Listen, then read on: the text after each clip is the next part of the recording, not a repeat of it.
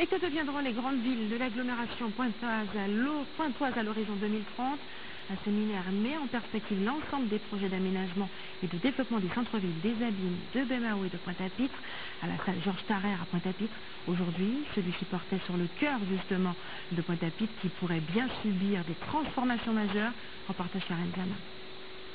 Quel investissement pour quel aménagement d'ici 2030? Une question que se posent déjà les agglomérations pointoises.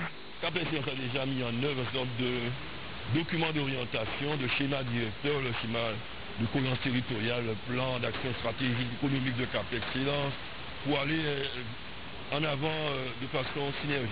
Mais il est important que les acteurs de ces différents schémas, aussi bien les entrepreneurs, les différentes corporations, transporteurs, les élus des villes membres de Cap-Excellence, région, département, l'État, puissent ensemble se rencontrer à travers ces séminaires, ces tables rondes, pour en discuter. Première des trois, la ville de Pointe-à-Pitre s'oriente vers le développement et l'aménagement de son espace maritime. Prenons par exemple le projet du port. Le port dit, moi, je propose qu'il y ait un doublement de l'activité croisière en construisant un quai supplémentaire. C'est un énorme investissement.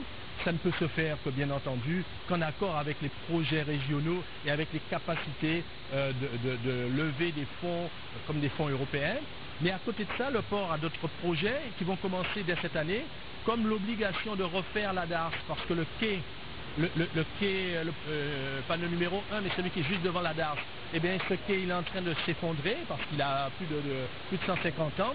Et donc, de ce fait, on va rénover la DARS, en profiter pour pouvoir faire une zone de déambulation. On va pouvoir se promener jusqu'au collège de Kermadec.